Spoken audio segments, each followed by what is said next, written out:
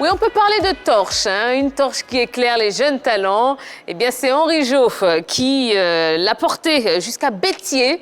Ouais, oui, il a déniché une perle. Eh bien, il arrive pour tout nous expliquer.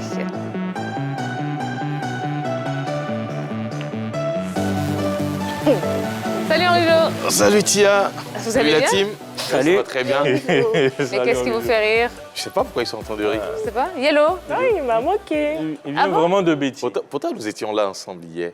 On m'avait C'est moqué. bizarre.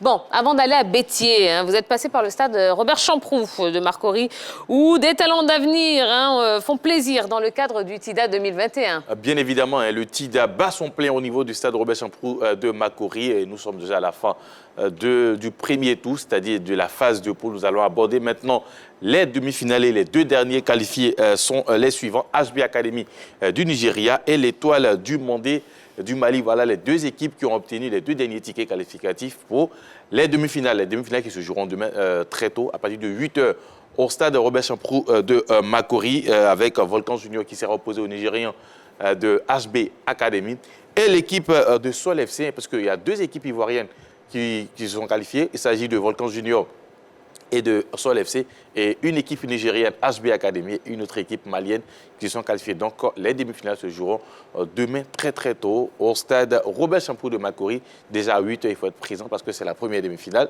Et à 9 h 30, la deuxième demi-finale. Et puis la finale se jouera le vendredi. Bon, ben super, merci pour ce point TIDA 2021. Alors ça y est, c'est bon. Maintenant, on va laisser le stade Robert Champroux. Hein.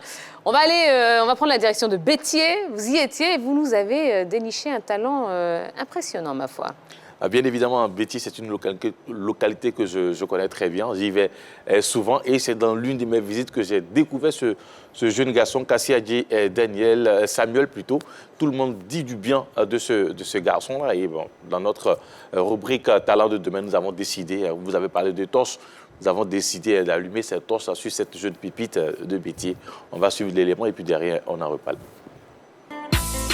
Situé à 222 km d'Abidjan, Béthier, qui se tient dans la région de l'Indénié Duablin, n'a jamais autant vibré autour du football.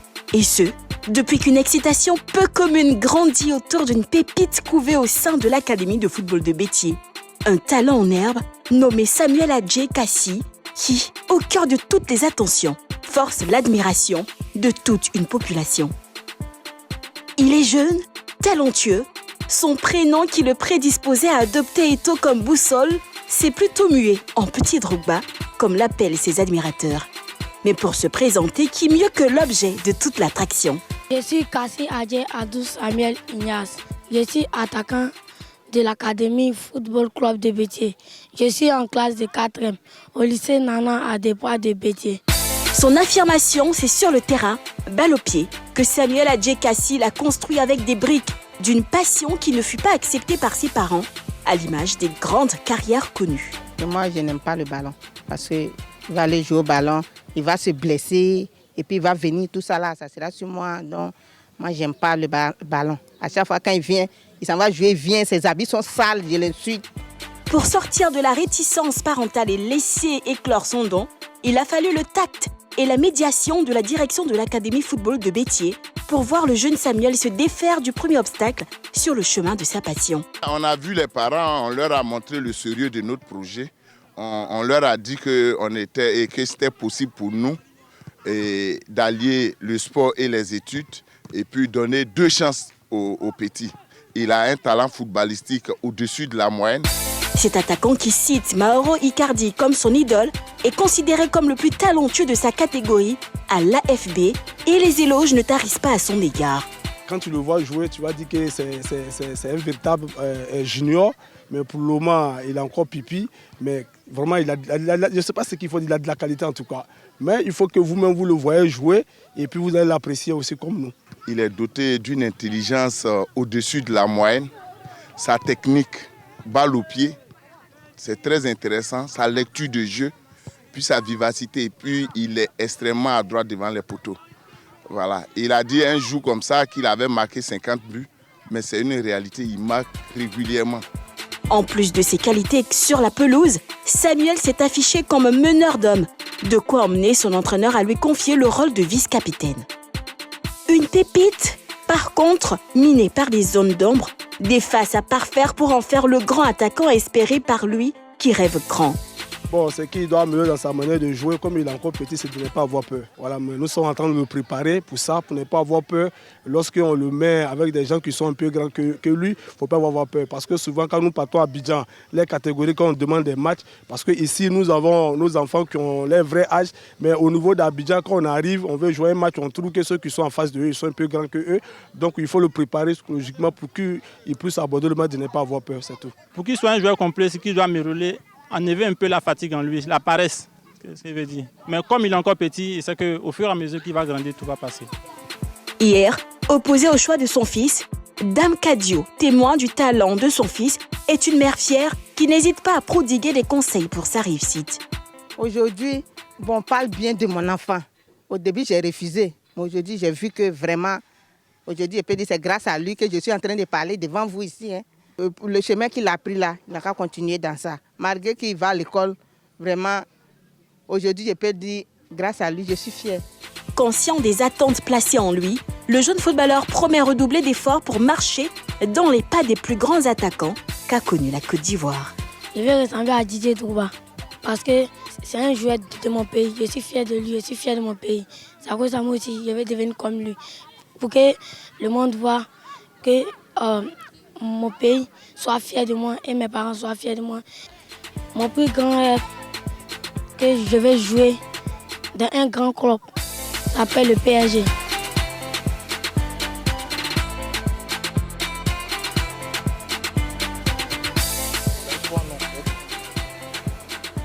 Eh ben voilà, hein, notre petite pépite du soir s'appelle Samuel Adjekassi.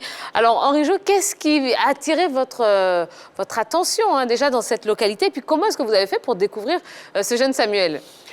Déjà, c'est sa précocité, puisque tout le monde en parle, tout le monde parle de ce jeune joueur. Son président, déjà même qui est passé sur notre plateau, avait parlé de 60 buts. Et voilà, tout le monde évoque cela. Et quand l'équipe a des matchs, c'est ce jeune garçon-là qui arrive souvent à décanter la situation, malgré son jeune âge, bien sûr. Et bon, ça m'a beaucoup intéressé. Ça m'a attiré vers lui. Et j'ai posé plusieurs questions afin de savoir comment un jeune garçon aussi à son âge peut marquer autant de buts, parce qu'on parle de plus de 60 buts, voilà, même si aujourd'hui on n'a pas la possibilité de véritablement vérifier, mais bon, tout le monde en parle, donc ça a attiré quand même la curiosité et nous avons décidé de mettre la lumière sur lui.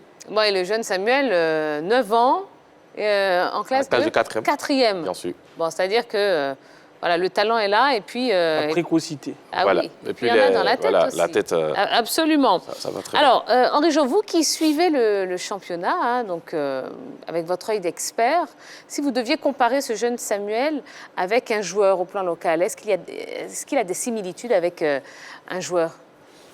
Hier, nous avons parlé de Karim Konaté. Adam. Voilà, Karim Konaté, et je pense qu'il a des similitudes, puisque tous ceux qu'on a interrogés du côté de Béthié ont parlé de ce garçon qui sait marquer, mais aussi qui sait faire marquer les autres.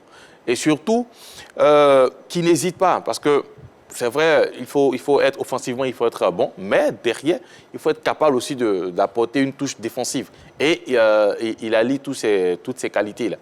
Donc moi, quand je le vois, je l'ai vu jouer souvent des matchs, c'est cette capacité-là à éliminer ses adversaires et se présenter face au portier. Et quand il se présente face au portier, il ne tremble pas du tout. On a, je dirais, peut-être l'autre format en grandeur nature avec Karim Konaté de la SEC. Donc c'est un peu ce profil de joueur-là que je vois en ce jeune garçon. D'accord. Alors, est-ce que ce jeune talent de demain est dans de bonnes conditions pour parfaire son talent? En d'autres termes, est-ce que l'Académie de Béthié est suffisamment équipée, est suffisamment outillée pour parfaire son talent?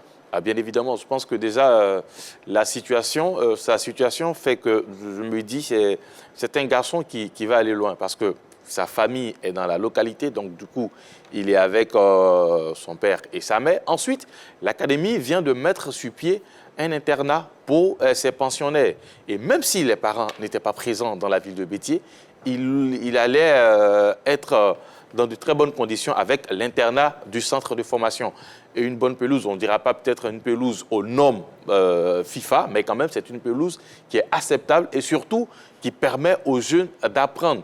Et quand on voit Lassine Gonkoulibaly, le coach, qui a déjà évolué en Ligue 1, qui a évolué aussi du côté du Burkina Faso, quand même, il a une bonne expérience. Donc, il apporte cette expérience-là à ces jeunes.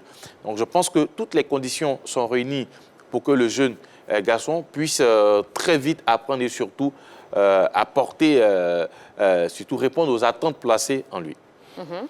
Et vous avez parlé de ces formateurs, également la qualité de la pelouse. Est-ce que rester à Béthié pour sa formation, est-ce que ça ne va pas être un frein? Est-ce qu'il ne doit pas peut-être arriver ici à Abidjan, où on sait qu'on a des académies comme l'ASEC Mimosa, où vraiment tout est en place, pour lui permettre quand même de vite passer les étapes? On sait, tout à l'heure, vous avez parlé du cas de 60 buts, ça fait écho, vous êtes là-bas aujourd'hui. Est-ce que ce garçon à l'ASEC Mimosa, en termes de développement, ça ne va pas aller plus vite pour lui que de rester à Béthié? Bon, vous évoquez la SEC, mais il n'y a pas que la SEC. Oui, non, voilà, il n'y a pas que la SEC. Et d'ailleurs, même aujourd'hui, il y a le tournoi du district, le TIDA, qui se déroule. La SEC n'y est pas. D'autres centres de formation arrivent à très bien s'exprimer, notamment Volcan Junior, Ivo Academy, Sol FC. Donc voilà, il y a plusieurs centres de formation. Mais ce que je veux dire, c'est que... Même le FC San Pedro. Même le FC San Pedro, bien évidemment. Merci, Tia. Aujourd'hui, vous avez tous ces centres de formation-là, des joueurs qui ne sont pas passés par le centre de formation de la SEC, mais qui ont connu une carrière internationale. Donc, bon, je pense que le cadre, d'abord, ça sied au développement du jeune garçon, parce que il est entouré de sa famille, en même temps, il suit un parcours scolaire, et aussi, il est un président de club qui le suit au quotidien, avec des formateurs qui sont là, qui le suivent. Donc, je pense que tout est réuni à Béthié. On n'oublie pas que l'équipe vient le plus souvent à Abidjan pour disputer des rencontres amicales, donc la possibilité aussi de se frotter à d'autres joueurs et surtout d'apprendre avec d'autres aussi. Alors, est-ce que des agents ont-ils jeté le regard sur Béthié pour pouvoir recruter ce jeune? Déjà, il faut savoir que plusieurs personnalités du football vont dans cette localité. Déjà, pour l'ouverture de l'internat, Hamza Gamal de OSA était présent. Ensuite, le coach Fofana Sekou de ADFK était présent. Le président de ADFK était également présent à cette rencontre. Donc, du coup, et même ils avaient annoncé l'arrivée de coach Diké de Mouna FC. Malheureusement, il n'a pas pu effectuer le déplacement. Donc, c'est pour dire que, quand même, ceux qui sont à Abidjan ici ont les yeux sur cette jeune académie qui n'a que 3 ans d'existence depuis 2017-2018. Voilà. Donc, ils ont les yeux sur cette académie. Voilà, tout ce qui se fait là-bas est suivi par certains clubs de la Ligue 2 et surtout de la Ligue 1 aussi. Alors, au-delà de Samuel, de cette jeune pépite, est-ce que l'Académie de Béthié peut rêver grand avec un club qui peut représenter la région au plus haut niveau? Bien évidemment, tout part de l'organisation. Et pour parler d'organisation, je peux dire ce club-là où cette académie est bien structurée. Voilà. Aujourd'hui, rares sont les clubs du côté de la Ligue 1 et même de la Ligue 2 qui disposent d'internats. Eux, ils en ont avec le jeune âge, ils en ont. Ils ont un internat qui n'est pas loin de l'aire de jeu. Donc, ça peut même permettre à des clubs d'aller faire leur préparation du côté de Béthié parce qu'ils ont une bonne pelouse et aussi l'internat qui n'est pas loin. Ensuite, ils ont des joueurs qui évoluent en Ligue 2 actuellement, qui sont en prêt du côté de l'équipe de ADFK. Ils ont 2 joueurs en prêt du côté de l'ADFK. Donc, ça peut ouvrir quand même le champ pour d'autres joueurs de cette académie vers d'autres clubs. Donc, je pense que quand même tout est réuni. Il y a la structuration qui est là. Il y a l'accompagnement aussi des autorités de la localité qui n'hésitent pas à mettre les moyens pour accompagner le président Moussa Diomandé. Donc, moi, je pense que tout est réuni. Maintenant, bon, il va falloir rester constant dans le travail qui a débuté depuis 2017 pour qu'on puisse avoir les fruits de ce qu'on recherche dans quelques années. D'accord. Eh bien, merci en tout cas, Henri Jo, pour cette belle découverte. On rappelle que cette jeune pépite, ce jeune talent de demain s'appelle Samuel Adjé Kassi. Voilà, et il évolue donc dans le club de Béthié. Allez, on va enchaîner avec, avec un autre point. On va parler de la CAN 2021 qui pourrait être menacée. Hein, on va forcément y revenir, hein, mais pour l'heure, donc certains médias européens ont évoqué l'annulation de la CAN 2021 qui doit officiellement s'ouvrir au Cameroun le 9 janvier prochain.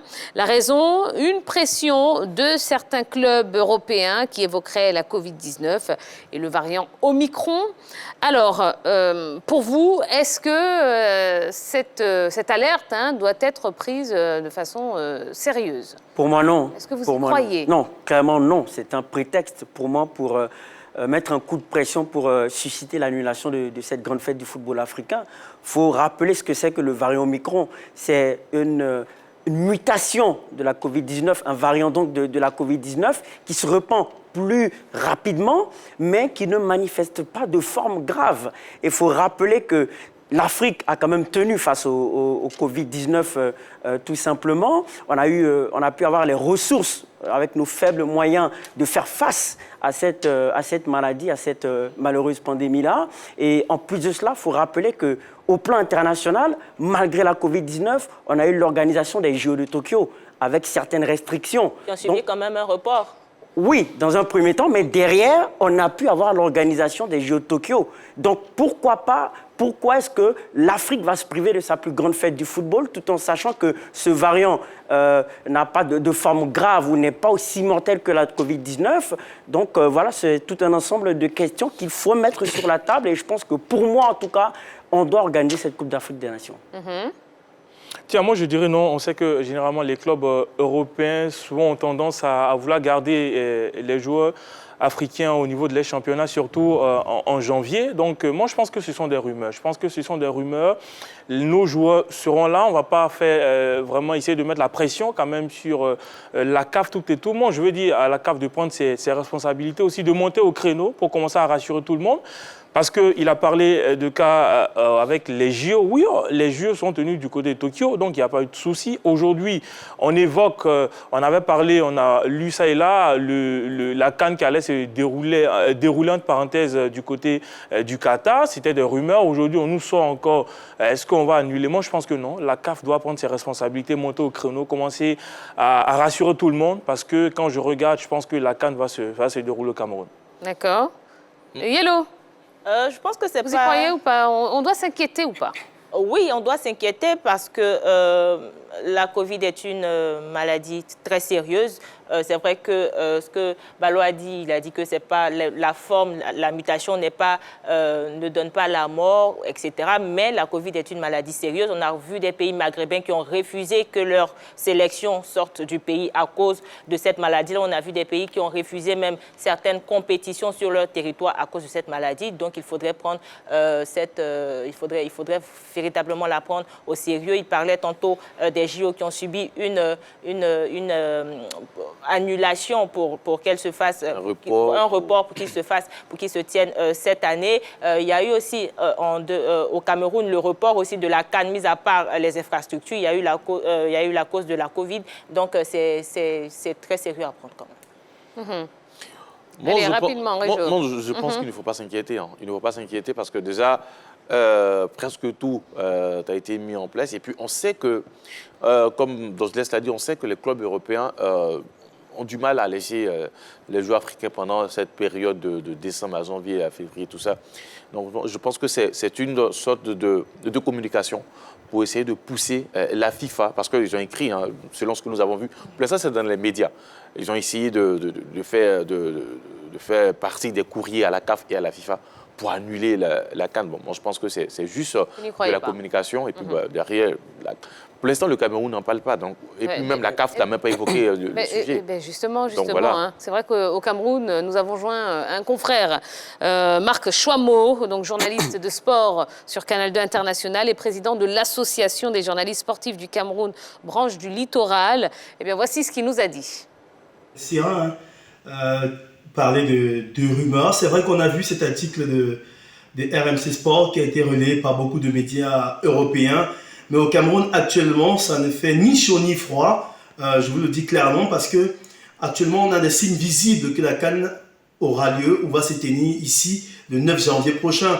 puisque le secrétaire général de la CAF, Véron Mosengo Omba, est dans nos murs depuis 3 jours. Hier, déjà, il était avec le président du COCAN, notre ministre des Sports, Narcisse Moané-Kombi, pour aller visiter le stade Olembe, celui qui va abriter le match d'ouverture entre le Cameroun et le Burkina Faso le 9 janvier prochain à 17 h.